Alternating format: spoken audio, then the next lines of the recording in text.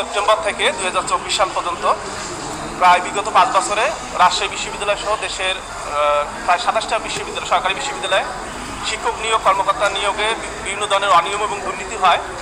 সেই অনিয়ম এবং দুর্নীতির অভিযোগের প্রেক্ষিতে বিশ্ববিদ্যালয় মঞ্জুরি কমিশন বিভিন্ন সময়ে তদন্ত করে এবং তদন্ত অনুযায়ী রিপোর্ট প্রকাশ করে এবং সেগুলো শিক্ষা মন্ত্রণালয়ে তারা জমা দেয়।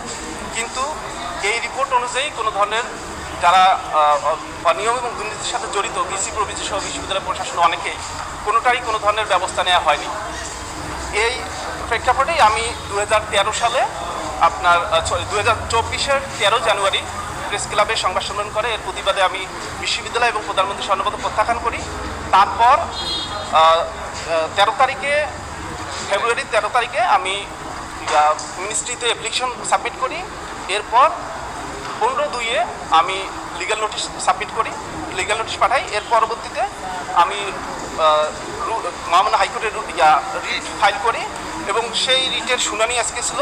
সেখানে মহামান্য হাইকোর্ট শিক্ষাক্ষেত্রে দুর্নীতি প্রতিরোধে বিভিন্ন সময় বিশ্ববিদ্যালয় মঞ্জুরি কমিশন বা ইউজিসি কর্তৃক প্রদত্ত রিপোর্ট এবং সুপারিশ অনুযায়ী শিক্ষা মন্ত্রণালয়ের ব্যবস্থা নেওয়ার ব্যর্থতা বা নিতে না পারা কেন অবৈধ ঘোষণা করা হবে না এবং বিশ্ববিদ্যালয় শিক্ষক নিয়োগে কেন স্বতন্ত্র নিয়োগ কমিশন গঠন করা হবে না মর্মে জানতেছে মহামান্য হাইকোর্ট রুল জারি করেছেন, 4 সপ্তাহের রুল জারি করেছেন।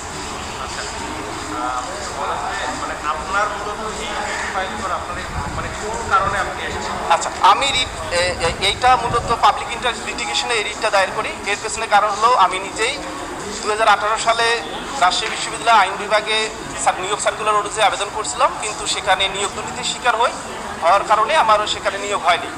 পরবর্তীতে আমার সেই নিয়োগ দুর্নীতির একটা কল রেকর্ড ফাঁসায় মিডিয়াতে আসার পর এটা ব্যাপক আলোড়ন হয়।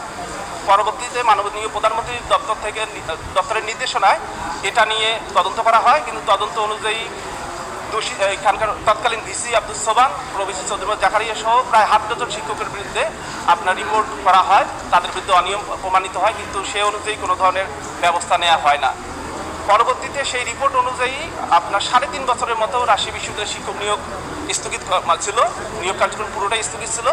পরবর্তীতে 2023 সালের অগাস্টে আবারও নতুন করে নিয়োগ সার্কুলার দেওয়া হয়, কিন্তু ইউজিসির প্রতিবেদনে যে আপনার অনিয়ম এবং দুর্নীতির সাথে জড়িত যারা ছিল তাদের বিরুদ্ধে কোনো ধরনের ব্যবস্থা নেওয়া হয় না।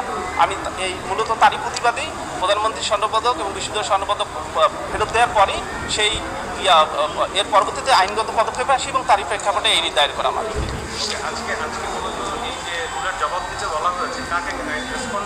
এখানে রেসপন্ডেন্ট হলো শিক্ষা মন্ত্রণালয়, বিশ্ববিদ্যালয় মঞ্জুরি